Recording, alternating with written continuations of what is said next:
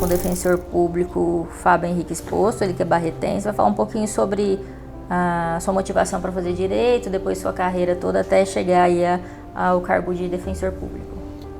Desde a oitava série, né, pelo menos desde a oitava série do ensino fundamental, eu já pensava, né, em fazer direito, eu tinha essa vontade, assim, sempre fui alguém incisivo, assim, quando vi injustiças, de brigar, de reunir na escola mesmo, eu também formava os grupos, tentava participar das atividades, e então depois eu fui amadurecendo essa ideia no colegial e concluí que era aquilo mesmo. Então eu me formei aqui em Barretos no Colégio Objetivo, aí eu fiz um ano de cursinho em Ribeirão Preto no COC, e no final do ano eu consegui passar em faculdades públicas, que eu queria cursar uma faculdade pública. E eu passei na UEL e na Unesp e optei por fazer na Unesp aqui em Franca. E quando eu entrei lá eu vi que era aquilo mesmo, que eu gostava realmente da área do direito. Uma outra decepção, né, por ver que às vezes a gente lê no livro uma coisa e na prática é outra, e isso às vezes chateia a gente até hoje, né, porque há esse confronto do mundo ideal, que seria o que estão ali nos livros, na Constituição Federal e tudo, e do mundo real. Então eu cursei, e também a faculdade inteira eu tinha ideia já de que eu iria querer a área de concurso público, e até então eu gostava muito do Ministério Público. Eu me inspirava muito num promotor de justiça, dois promotores de justiça de Ribeirão Preto, né? O Antônio Alberto Machado e o Marcelo Goulart, que o Antônio Alberto me dava aula, ele aposentou já hoje. E em 2006, quando eu estava no 5º ano de faculdade, é instalada a Defensoria Pública no estado de São Paulo, né? Que a gente aqui em São Paulo teve um atraso de 18 anos, era para ter desde 1988. E eu achei desde de cara também a Defensoria uma instituição muito interessante, que perseguia valores que eu acreditava, né? De abrir as portas aí para as pessoas mais simples, de ter um acesso não só ao judiciário, né? Mas um acesso jurídico, de orientação, atuação extrajudicial de forma qualificada. E então eu formo, e de cara eu prestei alguns concursos de nível médio, né, até por conta da necessidade de 3 anos de prática de jurídica. Na época não existia analista, né, no Ministério Público, né, em outros locais, e eu fui então, passei num de oficial de promotoria, num de escrevente, e em 2008 eu iniciei como oficial de promotoria em Piracicaba. Fiquei por lá 2 anos e meio, em um período que eu trabalhava durante o dia, estudava antes do trabalho e também durante a noite, me preparando aí para a Defensoria Pública e para o Ministério Público. Embora eu tivesse mais o perfil da Defensoria Pública, o meu chefe até brincava, ficava bravo às vezes, brincando, mas eu acho que já era assim, que eu me encaixaria melhor mesmo. E aí eu prestei 3 vezes o concurso da Defensoria Pública, e na terceira vez aí eu consegui ingressar finalmente, e tomei posse em janeiro de 2011 como defensor público. Foi algo muito gratificante para mim, que é uma profissão que eu me encontrei mesmo, que é o que eu gosto, né? Eu sou feliz todos os dias, agradeço a Deus por poder ser defensor público, que é algo que, além de eu ficar feliz profissionalmente, ter um salário bom, ter uma estrutura boa, eu ainda consigo ajudar as pessoas dentro daquilo que eu acredito de visão de mundo. E eu fiquei 2 anos e alguns meses, 2 anos e 2 meses em Carapicuíba, que é uma cidade muito pobre, né? De muita miséria, uma das cidades mais pobres do estado. E em março de 2013 foi inaugurada a unidade Barretos, e eu tive a oportunidade de inaugurar, junto com uma outra defensora, a unidade da Defensoria Pública em Barretos, na época apenas com uma sala no fórum, atuando na área da infância, juventude e execuções penais ela, e eu na primeira vara criminal. Eu fiquei então 1 ano e 3 meses também nessa atuação na vara criminal, enquanto não era instalado o prédio da Defensoria Pública para que a gente assumisse o atendimento inicial ao público, até porque com 2 seria impossível. E em junho de 2014 nós instalamos então a nossa unidade aqui na Rua 25 de Agosto, número 740, com atendimento inicial ao público, com 6 defensores públicos. E eu então entrei na área de fazenda pública, fiquei por 2 anos e alguns meses nessa área, e a partir de 2016 eu passei para a área de civil família e comecei a dar ênfase na atuação coletiva, né? Que é o que eu acho que consegue mudar de forma mais positiva a vida das pessoas. Você chegou a fazer mestrado ou algo nesse sentido, dar aula também, não? Eu fiz algumas pós-graduações, tenho 4 pós-graduações, mas eu acabei não fazendo mestrado. Quando eu formei, eu fiquei no dilema, né, entre estudar para o concurso e fazer o mestrado. Acabei optando por estudar para o concurso, que é difícil fazer as duas coisas juntas, ao menos de maneira séria. Raramente alguém consegue. E depois que eu vim para Barretos, com as pós-graduações eu consegui já dar aula, né? Então eu dei aula por 1 ano e meio na Faculdade de Barretos, de 2013 até o final de 2014.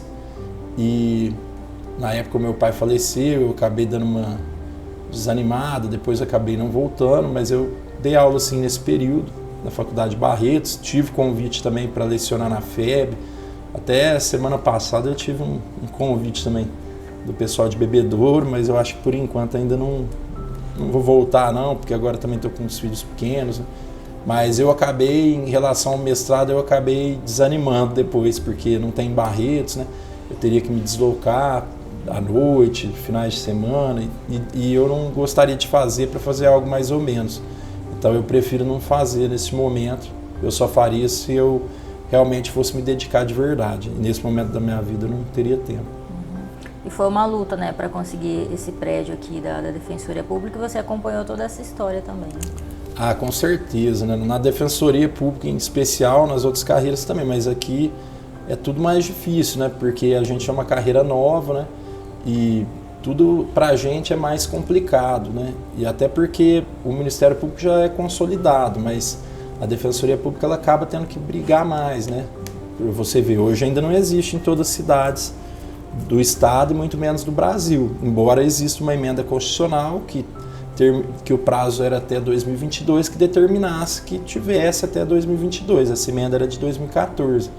Então a gente teve que se empenhar muito, né? Movimentos sociais na Alesp, relacionado ao nosso estado, brigando, até que finalmente foi se expandindo a instituição para mais cidades e chegou aqui em Barretos. Hoje em Barretos a gente é bem instalado, né? Tem um prédio bom, com as diretrizes da instituição para atendimento ao público, área ampla embaixo, banheiros adaptados, banheiro com trocador e várias outras coisas. Hoje a gente está bem estruturado até em material humano também, né? Nós tínhamos cargos de psicólogo e assistente social que nunca se preenchiam, ou um ou outro apenas, e agora em 2022 se preencheram os 2. Então hoje nós, especificamente em Barretos, estamos bem. Mas nós ainda não estamos deficitários em relação ao resto do estado, porque não tem defensoria pública na região toda. Se você olhar Guaíra, Olímpia, Colina, Bebedouro, todas as cidades estão sem e deveriam ter também a defensoria pública. Mesmo com boas instalações, né, e demorou um pouco para conseguir, ainda falta algo? Tem alguma meta para a Defensoria de Barretos, alguma prioridade? Em relação à estrutura física, eu creio que não. Em relação ao material humano, a gente precisaria de mais um oficial de defensoria. Até a gente tem feito esse pleito, né? Porque eles acabam se dedicando muito ali, né? O atendimento ao público nosso presencial é intenso, né? De segunda, quarta e sexta, a gente atende pelo menos 60 pessoas em cada um desses dias pela manhã. E na terça a gente faz atendimento online de manhã, na quinta é um dia que não tem atendimento e que os estagiários, oficiais se dedicam os estagiários a fazer petições iniciais e os oficiais a trabalhos internos. Mas é algo mesmo assim, hoje é quinta e tem gente lá embaixo, então a gente precisaria de mais um oficial, até porque a gente também tem uma sala no fórum e tem a necessidade de ter alguém ali, porque muita gente nos procura ali e a gente acaba não tendo condições de manter uma pessoa ali só para isso, só para dar informação sobre o direcionamento para cá.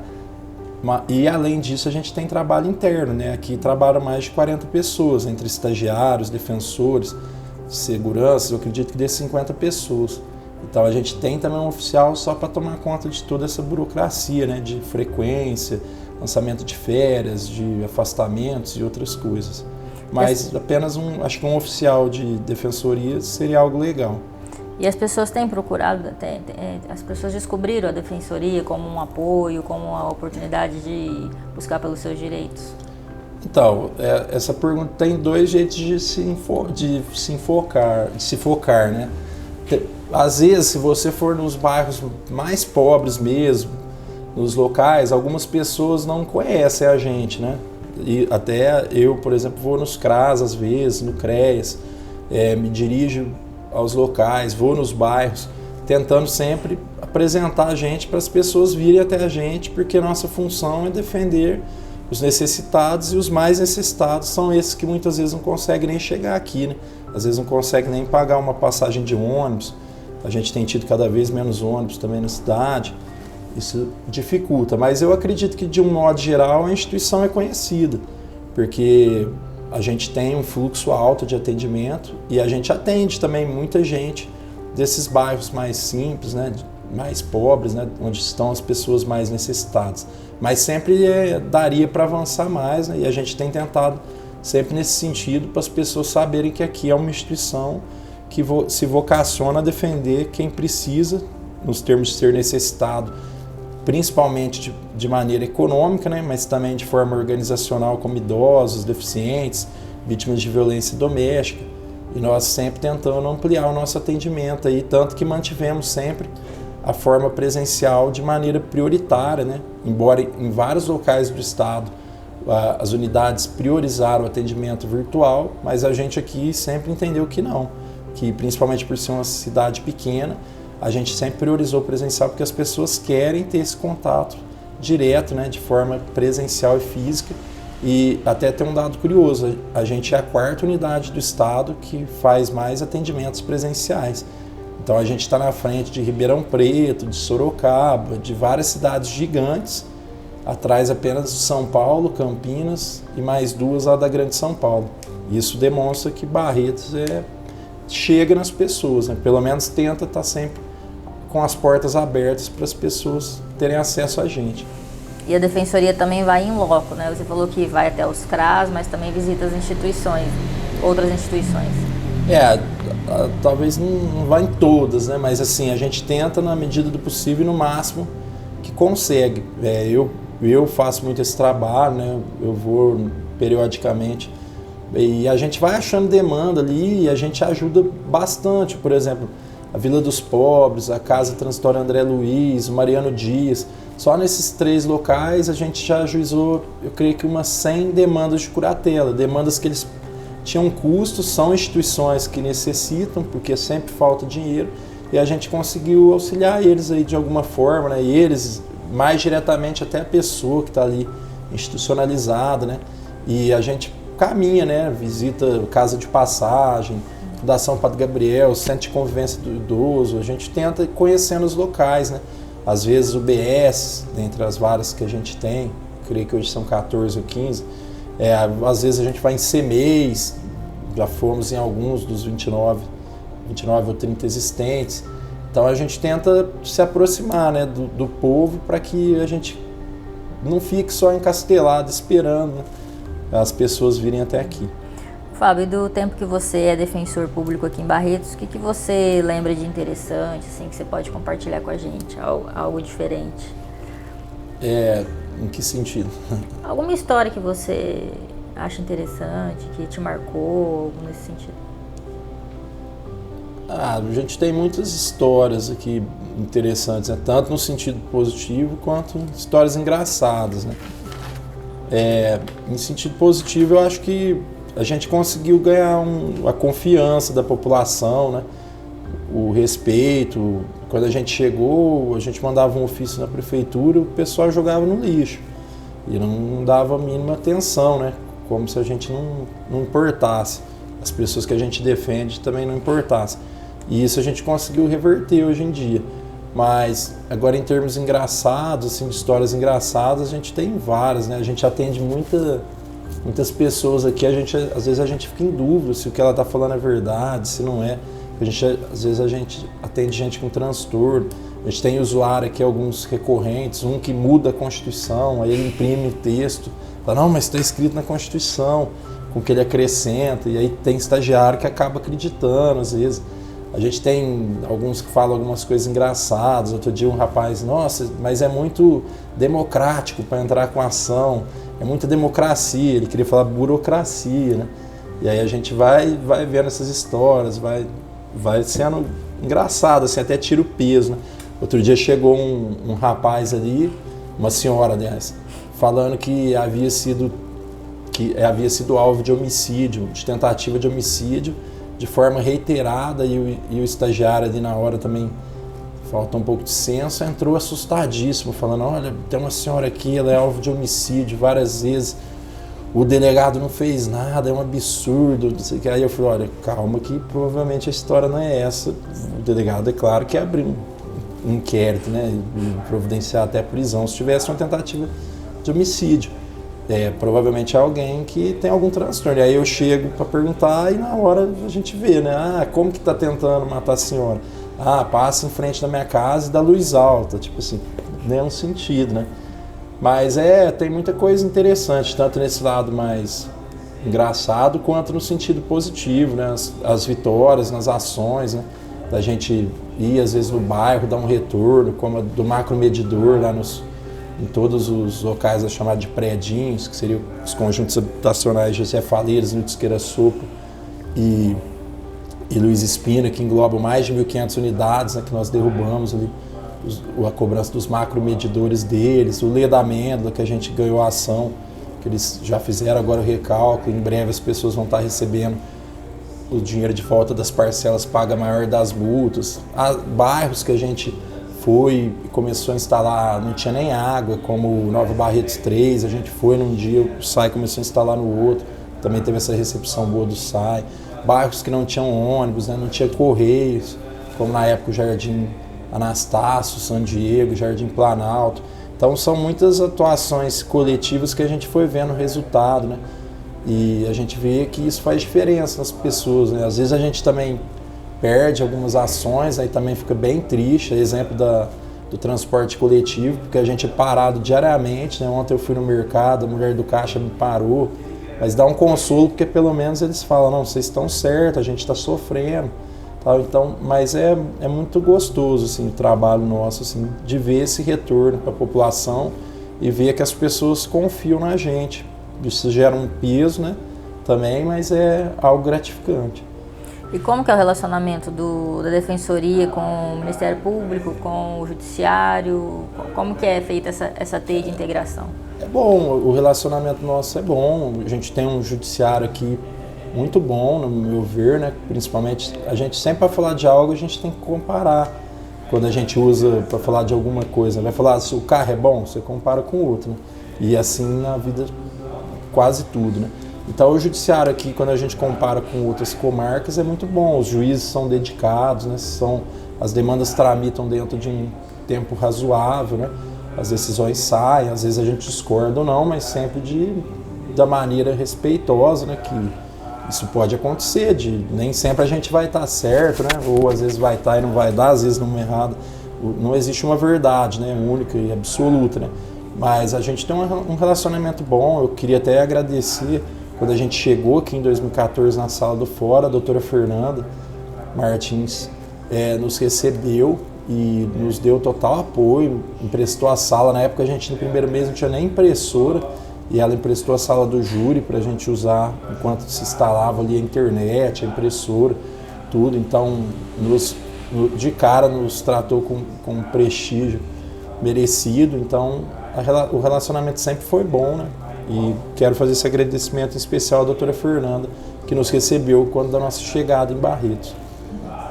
Ô Fábio, e você falou da questão estrutural, a questão de material humano, mas se a gente for falar de um sonho seu como defensor, o que você tem de sonho assim, para a Defensoria de Barretos, ou você como profissional da Defensoria? Só completando rápido, com o Ministério Público também a gente tem uma relação próxima, né? Sempre foi muito boa, de diálogo, de respeito. Admiro muito alguns promotores ali também, que até tenho a sorte de ter promotor que era amigo meu de infância, que hoje está em Barretos também, caso do Matheus Faim, e também a nossa relação é muito boa. Como, enquanto defensor público, um desejo meu, não só para Barretos, né? Primeiro era que a defensoria existisse em todas as comarcas, porque muitas injustiças seriam evitadas, né? E muita atuação coletiva seria feita em prol das pessoas pobres. E um desejo meu, sonho, desejo, assim, no meio termo entre os dois, para o Estado de São Paulo e para mim, seria que a gente tivesse cargos específicos de tutela coletiva. Até hoje em dia a gente tem essa discussão no nosso Conselho Superior, se discute a criação de cargos regionais, né, para tutela coletiva. Então, por exemplo, vamos supor que tivesse um cargo que englobasse Barretos, Guaíra, dessas cidades que ainda não tem, né, Colina, Bebedouro, Jaborandi, Olímpia, e aí a gente tivesse um defensor que pudesse só se dedicar à tutela coletiva em todas essas cidades. Isso com certeza daria um retorno muito grande para a população, em termos de melhoria de vida aí da população mais pobre, porque a gente sabe que quanto mais gente se dedicando aí, e a Defensoria é quem se dedica para a tutela coletiva de pessoas necessitadas, a gente sabe que a gente vai coibir mais práticas abusivas, né, dos administradores públicos. Quando eu cheguei em Barretos, eu lembro que a água tinha aumento direto de 20%, 15%, não havia critério nenhum. E a gente começou a derrubar aumento de água, a gente derrubou já uns 6 desde que eu cheguei aqui. E várias outras coisas, né, que eu acredito que daria para se empenhar, bairro sem asfalto, local sem ônibus, inúmeras coisas que vão surgindo, né, e que a população teria.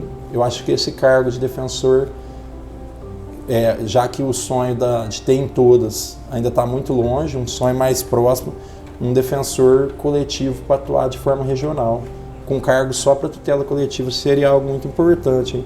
Num horizonte mais próximo, enquanto não se tem defensoria pública em todas as cidades. E é importante também o relacionamento da defensoria com o poder público, inclusive tanto o legislativo como o poder executivo. Sim, quando eu entrei eu era mais radical, né? Eu acreditava que não, mas a gente vai amadurecendo, né? Com certeza é importante ter esse diálogo, né? Essa proximidade. Isso não significa que você vai atuar menos do que você atuaria, às vezes até reflete de maneira mais positiva, porque às vezes você consegue de maneira extrajudicial algo que levaria muito tempo até você conseguir judicialmente. Inclusive a nossa atuação tem esse enfoque também extrajudicial. Em 2022 eu tive 12 atuações coletivas, metade foi resolvida extrajudicialmente e metade judicialmente. E então eu acho que é importante com o legislativo, com o executivo, ter esse bom diálogo, né? Ter essa proximidade, ainda que às vezes se discorde, que a gente faça as críticas, porque tem que se fazer mesmo, né? Porque senão a gente também não faz sentido uma defensoria chapa branca também, que não critica ninguém, que não faz, porque não está fazendo seu trabalho.